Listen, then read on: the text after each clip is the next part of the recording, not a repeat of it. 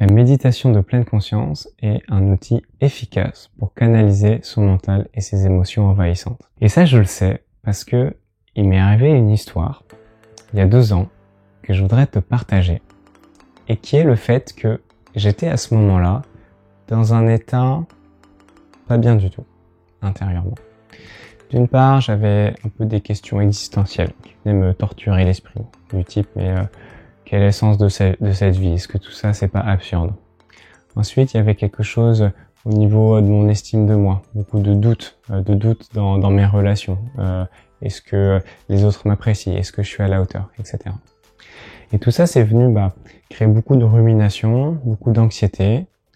Et n'allant pas bien, j'ai décidé d'arrêter mon travail et d'aller passer quelques mois dans un monastère bouddhiste qui s'appelle le Village des Pruniers et qui a été fondé par Thich Nhat Hanh, qui est un moine bouddhiste vietnamien très connu pour ses livres sur la méditation dans le monde entier. Et l'expérience que j'ai faite là-bas, c'est que même dans un moment où je souffre tellement, où c'est la désolation à l'intérieur, je peux être heureux.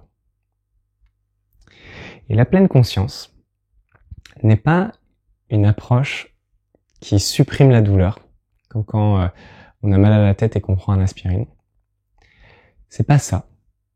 C'est une approche qui permet de se décoller de la douleur et de la rendre suffisamment petite pour pouvoir traverser la vie avec ça. C'est pas agréable, mais ça va quand même.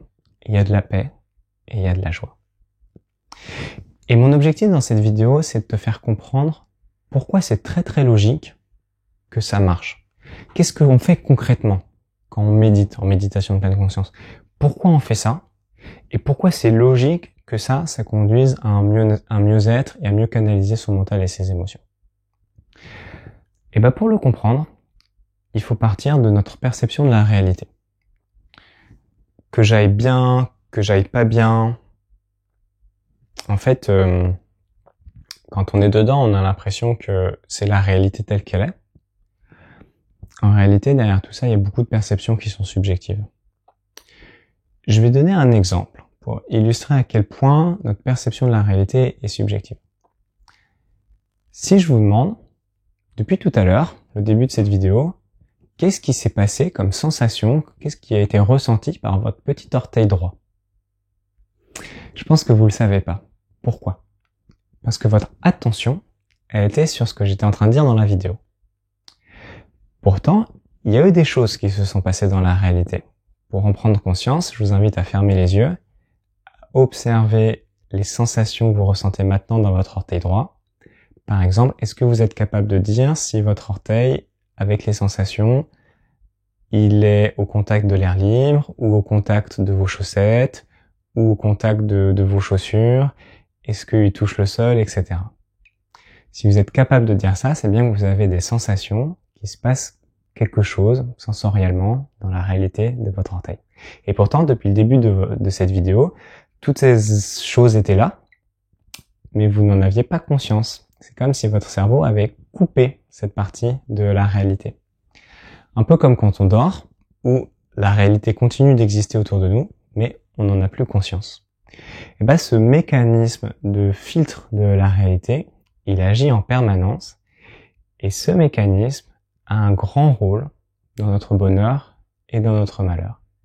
Au-delà des choses qui nous arrivent, des drames de vie, de ce qui peut nous arriver, qui conditionne notre bonheur et notre malheur, ce qui vient créer notre souffrance, c'est beaucoup comment on l'aperçoit.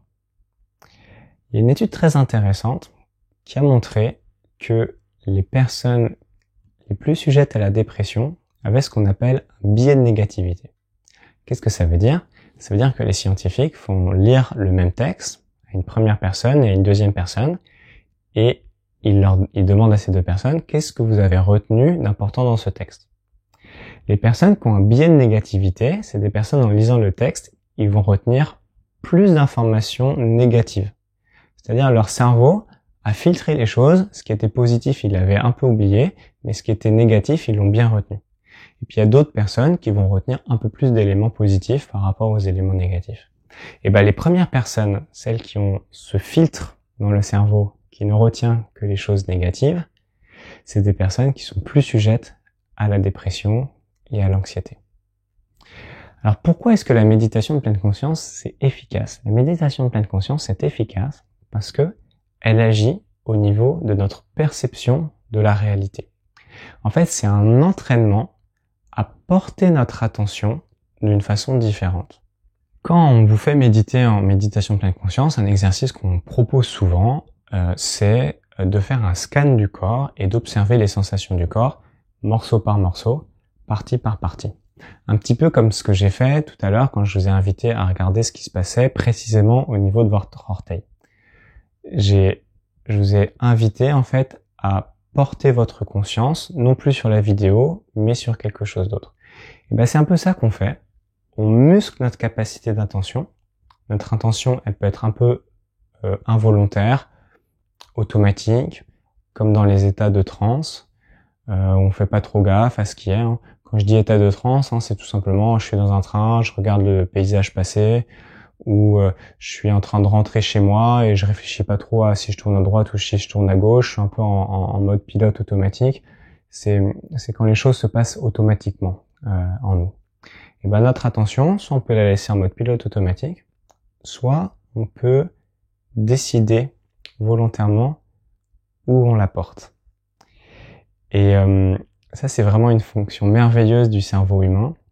Vous savez, le cerveau humain, si je le schématise comme ça avec ma main, avec à l'intérieur notre cerveau limbique, notre cerveau reptilien, les parties plus primitives de notre cerveau, et puis à l'extérieur, cette couche externe qu'on appelle le cortex, et surtout cet endroit qui est devant. Alors sur mon cerveau, je pense que c'est à peu près ici, le cortex néofrontal, donc la partie avant du cerveau, avec toutes ces fonctions tellement précieuses, dont cette capacité à porter notre attention de façon volontaire. Eh bien, c'est cet endroit du cerveau qu'on vient muscler. Et quand je dis qu'on vient muscler, alors je suis pas capable de vous dire exactement ce qui se passe neurologiquement, mais on observe chez les personnes qui méditent de façon intensive et sur lesquelles on va faire des observations au niveau de cette partie du cerveau, qu'il y a réellement des changements physiologiques qui se passent ici. Ça, c'est ce qu'on observe biologiquement. Et le ressenti de ces personnes, en termes d'expérience, c'est une meilleure capacité à porter mon attention de façon volontaire sur ce à quoi j'ai envie de la porter et pas de façon automatique en laissant se faire les choses. Donc, quand je médite en pleine conscience, je m'exerce à porter mon attention à cet endroit puis à cet endroit pour muscler cette partie. Et à quoi est-ce que ça sert? Eh ben, ça sert ensuite, quand par exemple j'ai une souffrance qui me traverse, à pouvoir porter mon attention à l'endroit de ma souffrance, mais aussi sur le reste. Si je suis automatique, je vais être là dans ma souffrance, je vais pas bien, je suis collé à ma souffrance, je suis dans cet état de souffrance et toute ma réalité n'est plus que ça.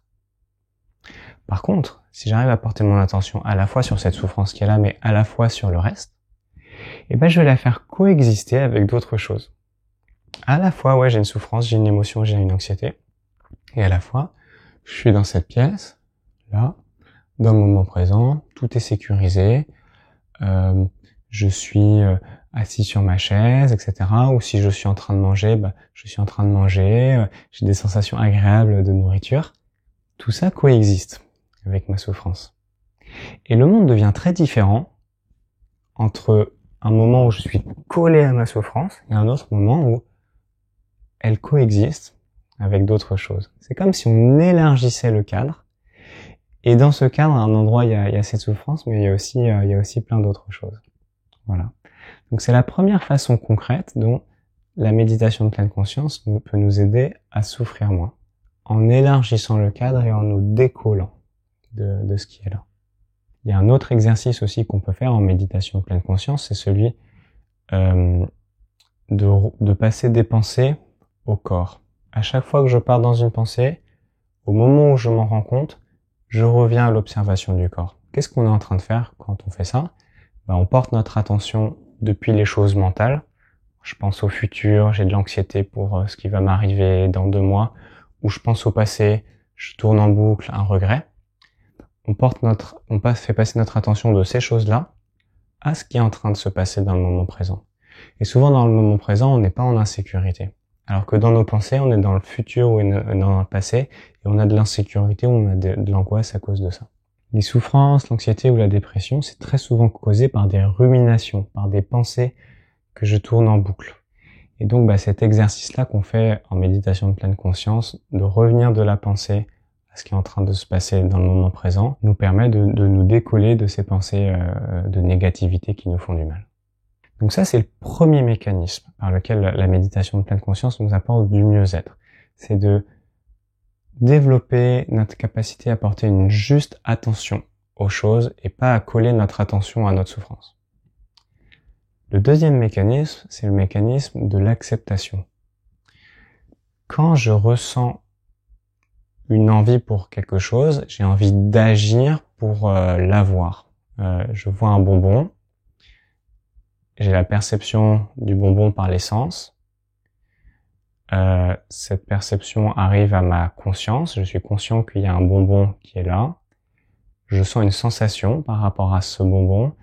Quelque part, à un endroit de mon corps, je vais sentir une envie. Donc ça peut être dans le monde des émotions, des sentiments ou du corps, mais tout ça est très lié, parce que nos émotions, nos sentiments, on les ressent aussi toujours à un endroit dans le corps si on prête vraiment attention.